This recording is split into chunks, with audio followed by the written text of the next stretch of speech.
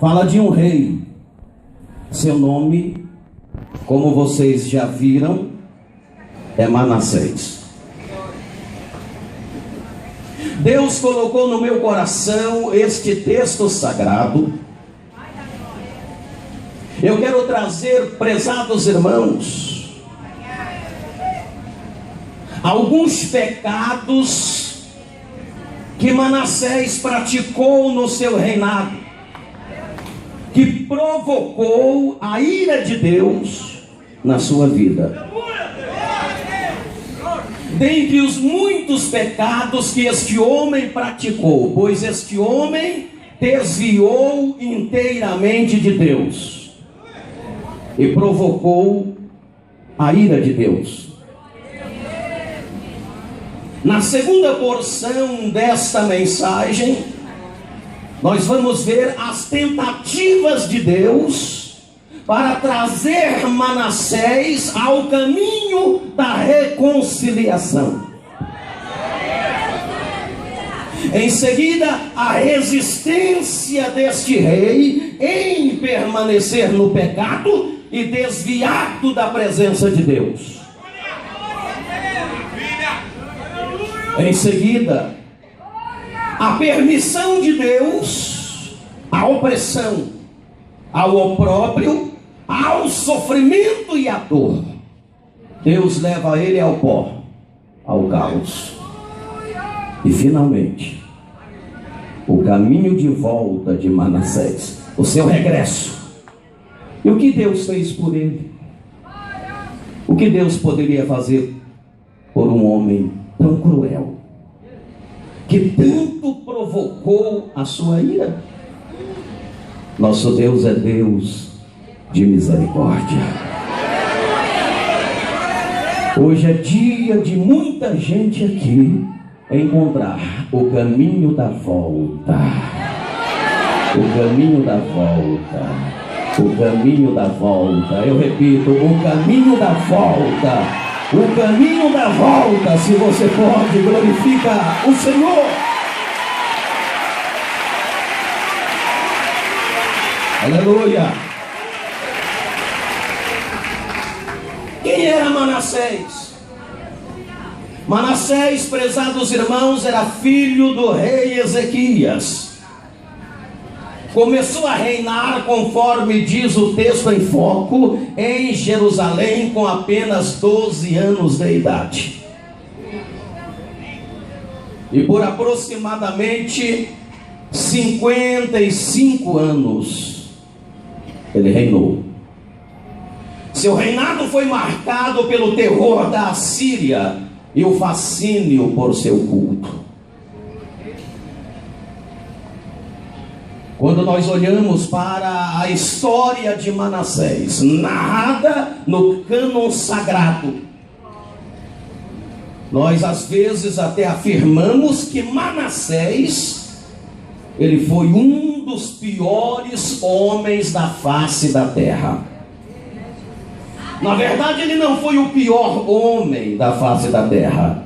Infelizmente, a humanidade já deparou com muitos homens cruéis e malignos, tais como Manassés. Porém, Manassés é uma figura que encarnava esta definição. O mais interessante, prezados irmãos, é que este homem por nome Manassés, ele teve um pai muito bom e piedoso, que foi Ezequias. Ezequias que celebrou a Páscoa, Ezequias que abriu o templo, Ezequias que restabeleceu o culto ao Senhor, Ezequias que deu exemplo de fé e coragem. No entanto, seu filho Manassés tornou-se um dos piores homens da face da terra. Esse homem esqueceu-se de Deus. Esse homem desviou-se da presença de Deus. Esse homem trocou o verdadeiro Deus pelos seus deuses pessoais. E grande foi a sua provocação Deus sentiu-se provocado com as atitudes e o comportamento de Manassés. O significado do nome Manassés é esquecendo. Significa dizer que seu pai Ezequias, ele queria esquecer dos maus tempos de Jerusalém. Mas o seu filho Manassés esqueceu-se de Deus, desfazendo as obras de seu pai. Meus amados, muitas vezes nós provocamos Deus. Quantas vezes nós provocamos a ira de Deus sobre a nossa vida, sobre a nossa casa, sobre os nossos negócios, sobre a nossa família, principalmente sobre a nossa vida espiritual. É bom que nós paramos e reflitamos. E este evento de hoje, eu diria, é um evento de reflexão. Como está o nosso relacionamento com Deus? Aleluia. Ei, escuta aqui. Como está o seu relacionamento com Deus? Senhoras e senhores, como está o seu relacionamento com Deus? Obreiros, pastores, como está o nosso relacionamento com Deus? Será que não estamos provocando a ira de Deus?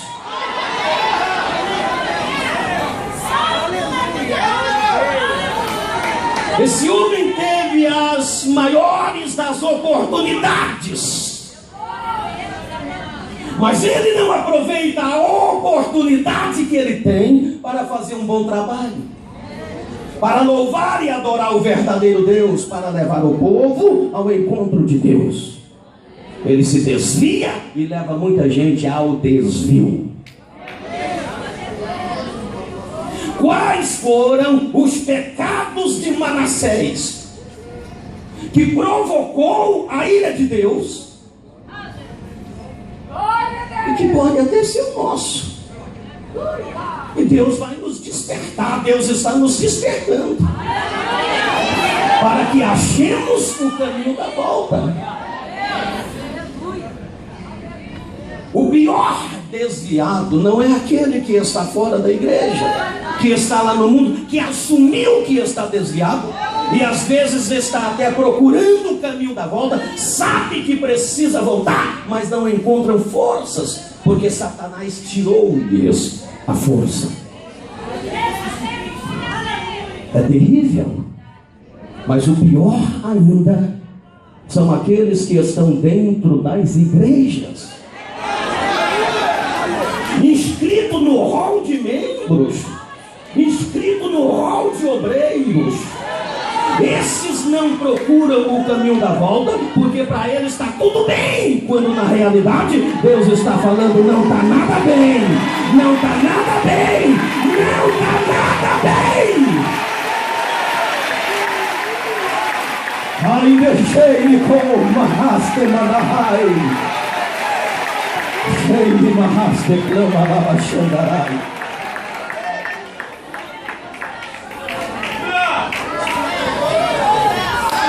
Dentre os muitos pecados de Manassés que provocaram a ira de Deus na sua vida, eu separei apenas alguns. Primeiro, a idolatria. Diga comigo, a idolatria. Uma das primeiras coisas que Manassés introduz no seu reinado, inclusive no templo de Deus, foi o pecado da idolatria.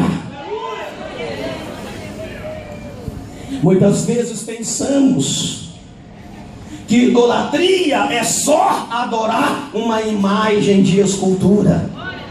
É, mas vai muito mais além do que simplesmente adorar uma imagem de escultura. O versículo 3 do texto em foco está dizendo: edificou templos pagãos, altares e ídolos para si. Ele introduz a idolatria. Idolatria, meus irmãos, é dar a honra de Deus a qualquer coisa ou pessoa e não a Deus. Exemplo: natureza, ciência, entidades, pessoas, filosofias e etc. Idolatria é, em segundo lugar, ocupar o lugar de Deus na sua vida com qualquer outra coisa. Exemplo: dinheiro, carreira, bens, projetos e etc. E quantas vezes nós colocamos certas coisas na nossa vida para ocupar o lugar de Deus? Que seja, meus amados irmãos, o dinheiro, a carreira, bens, projetos. Mas se nós excluirmos Deus e colocamos essas coisas no lugar de Deus e começamos a dar mais importância a estas coisas, isto é pecado de idolatria, e nós estamos afastados e desviados.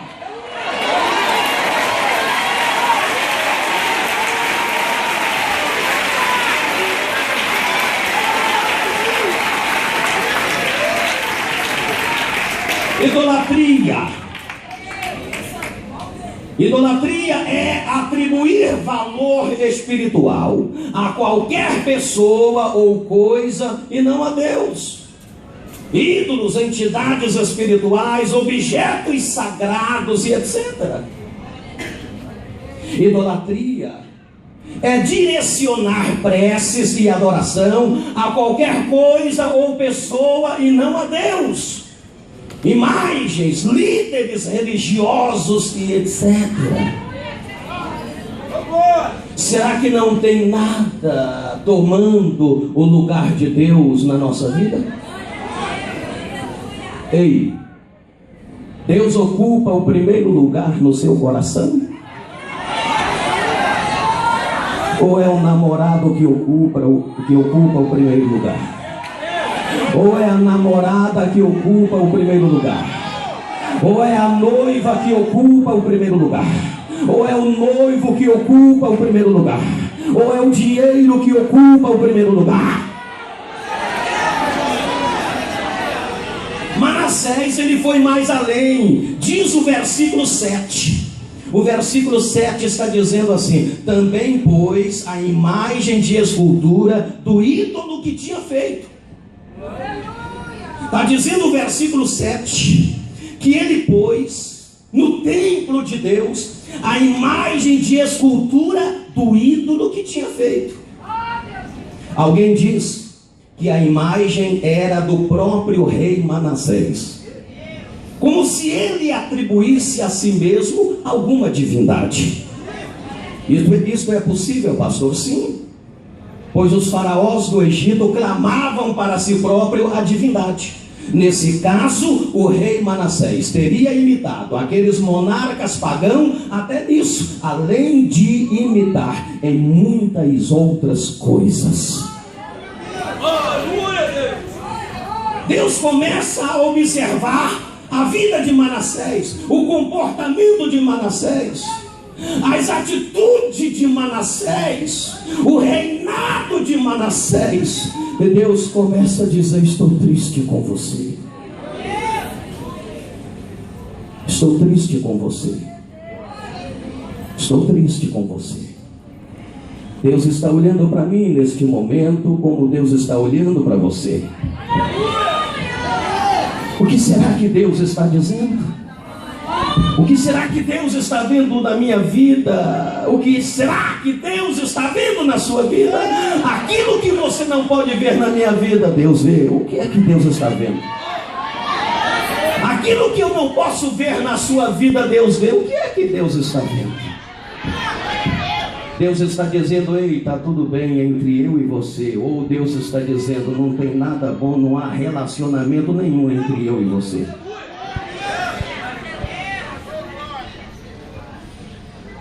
Quando olhamos para o versículo de número 3, aqui está o segundo pecado de Manassés, que provocou a ira de Deus. O versículo 3 diz assim: prostrou-se diante do exército do céu e serviu a ele. Prostrou-se diante do exército do céu e fez o quê? E fez o quê? Serviu a ele. Glória a Deus, aleluia. O que é que está dizendo esta palavra? Aqui está dizendo que Manassés se tornou um astrólatra. O que é astrólatra? Adorador dos astros. Astrologia, ou seja, astrolatria. O que é astrolatria? Adoração dos astros. A palavra aqui está falando de astrologia. É outro tipo de idolatria que Manassés introduziu no templo de Deus. Além das antigas formas de idolatria, ele introduz ultrajes próprios da Assíria. As divindades astrais tornaram-se populares e suas imagens foram trazidas para o interior do próprio templo em Jerusalém. Se nós olharmos para Deuteronômio capítulo 4, versículo 19, nós vamos entender o versículo 3 do texto em foco. Deuteronômio capítulo 4, versículo 19, Deus diz da seguinte maneira: e não levantes os teus olhos ao céu e vejas o sol, a lua, as estrelas e todo o exército do céu, e seja impelido a que te inclines a eles e sirva aqueles que o Senhor repartiu a todos os povos debaixo da terra. Aleluia! Aleluia! Ei! E no versículo 17, no capítulo 17, versículo 3, ainda de Deuteronômio, Deus confirma dizendo assim: não sirvais a outros deuses, nem ao sol, nem à lua, e a todo o exército do céu, que não ordenei. O sol, a lua, as estrelas, as nuvens, esses astros, Deus criou e determinou para todos os povos da terra, mas não para nós adorarmos esses astros, colocando-os no lugar de Deus. Nesse caso, a palavra aqui está dizendo que Manassés, ele adora esses astros, a adorar a Deus, a servir a Deus, ele serve e adora a esses astros, tornando-se num astrólatra. Astrologia, meus irmãos, é atribuir aos astros poder de influenciar na vida, no caráter e no destino das pessoas. Astrologia é consultar os astros a favor do homem e dar a ideia de que a vida das pessoas pode ser manipulada e conduzida pelos astros. É isto que Manassés fez. É isto que ele fez. Ele colocou a astrologia no lugar de Deus, o que Deus não ordena. Então tudo isso foi provocando a ira de Deus. E Deus olhava para Manassés e não estava e nem poderia estar satisfeito com o comportamento, com as atitudes, com a sua forma de conduzir o reino.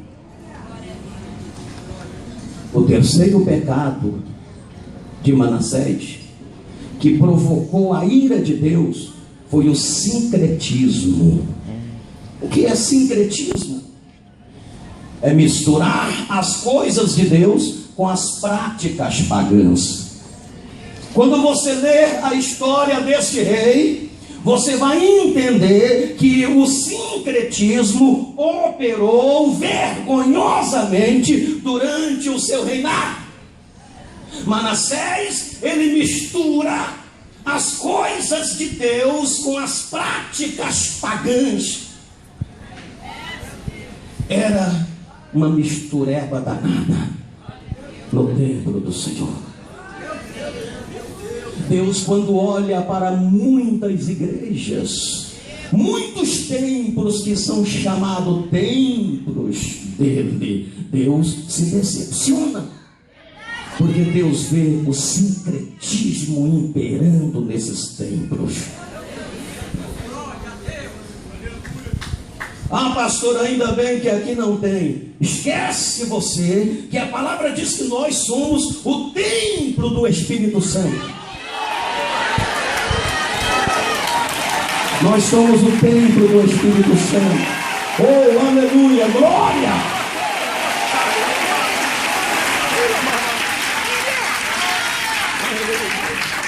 Existem apenas duas igrejas no mundo: a igreja fiel e a igreja infiel.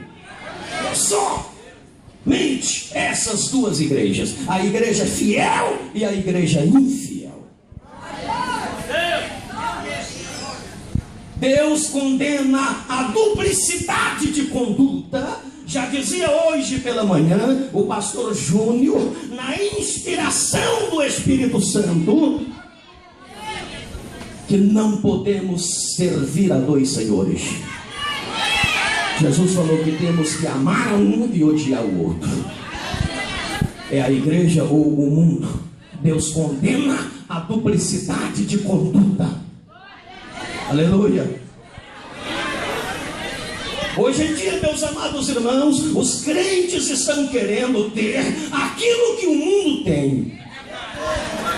Oh, meus amados, nós na verdade não temos o que o mundo tem e nem precisamos ter o que o mundo tem. Agora tem uma coisa: o mundo não tem o que nós temos. O mundo não tem o que nós temos. O mundo não tem o que nós temos.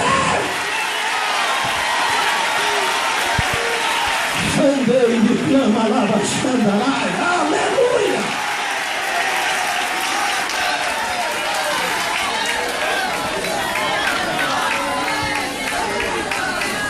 Existem dois tipos de fogo: o fogo do Espírito Santo e o fogo estranho. O fogo de Deus e o fogo da depreciação. O fogo estranho é aquele fogo que ardia no coração de Nadab e Abiú.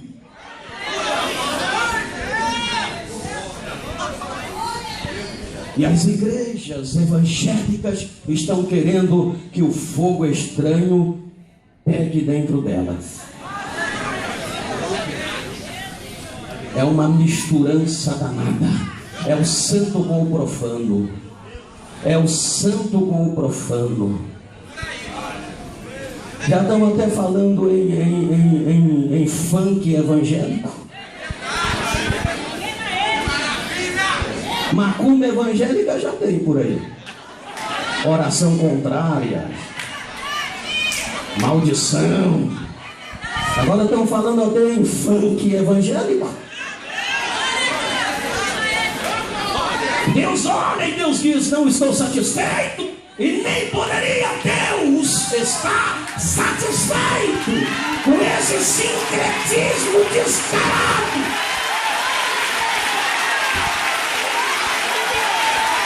Ele chama Machai, clama lá, Aleluia.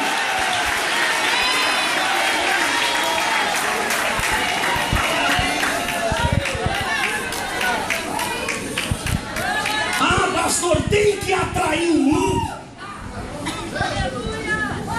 Meus amados, não é com as coisas do mundo que se atrai o mundo.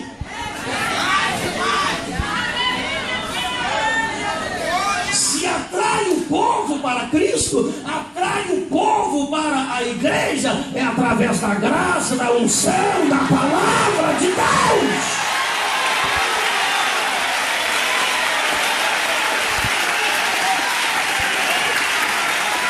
Aleluia!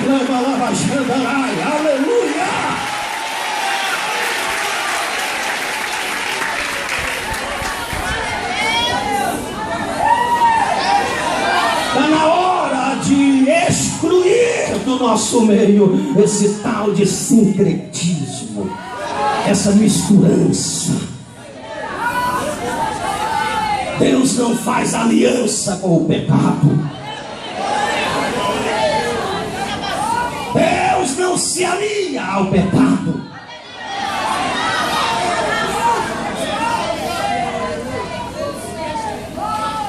O quarto pecado de Manassés, que provocou a ira de Deus, foi sacrifícios pagãos.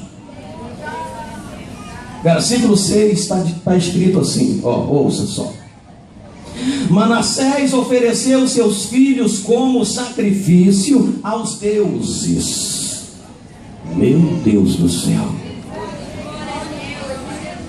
O que foi que Manassés fez? O que foi que Manassés fez? Está aqui no versículo 6 do texto em foco. Manassés ofereceu seus filhos como sacrifício aos deuses. Agora deixa eu falar uma coisa para vocês. Há muitas pessoas, prezados irmãos, e por que não dizer muitos crentes, fazendo isto, oferecendo seus filhos em sacrifício, sem necessariamente matarem seus filhos.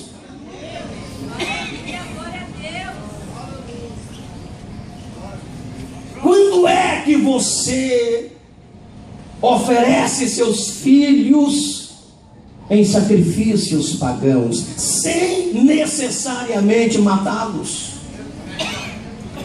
Quando os aborta, quando os vicia através de seus vícios, quando os abandona, quando lhes é totalmente indiferente e tudo e todos têm mais importância na sua vida do que eles. Quando você não tem tempo para seus filhos, não há diálogo entre você e seus filhos, não há orientação, você não ensina os seus filhos o caminho de Deus. Você está oferecendo os seus filhos em sacrifícios sem necessariamente matá-los.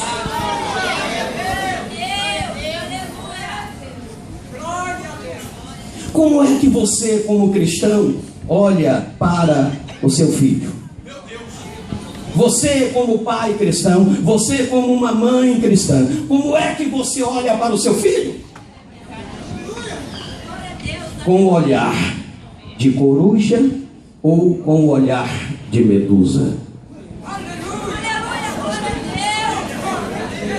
Ditado muito popular: e você é um pai coruja, hein? Eu sou um pai coruja. Sempre fui, pastor Júnior, um pai coruja. Pastor Jerry, acredito que vocês também são. Quem é pai coruja aqui? Como é que você olha para o seu filho? Com o olhar de coruja ou com o olhar de medusa?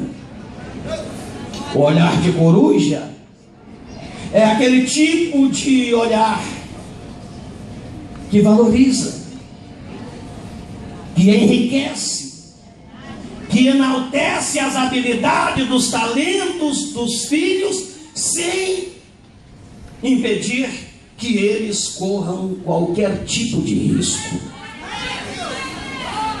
Você é aquele tipo de pai que consegue desenvolver um sistema de olhar no seu filho da coruja, que aprecia, que valoriza, que enriquece e que enaltece as habilidades de seus filhos, sem impedir que eles corram risco? Porque até nisto, para elogiar, precisa ser com responsabilidade. Quando é para criticar e disciplinar, também com responsabilidade. Ou você é aquele tipo de pai que tem o olhar medusa para seus filhos? Todos vocês sabem que Medusa é aquele monstro da mitologia grega que tem o rosto de mulher, cabelos de serpentes, cujo olhar petrifica. O olhar de Medusa é aquele olhar que desvaloriza, que deprecia o filho e faz com que ele se sinta sem dotações, comprometendo assim a sua segurança para que ele se posicione frente ao mundo. Quantos pais que só olham para seus filhos para criticar, censurar e desvalorizá-lo? Infelizmente, eu vou trazer aqui um fato que ocorreu há de 11 para 12 anos. Eu estava no meu gabinete pastoral e entrou um obreiro da igreja, por sinal um presbítero. Ele chegou mais cedo, sua família havia ficado para trás.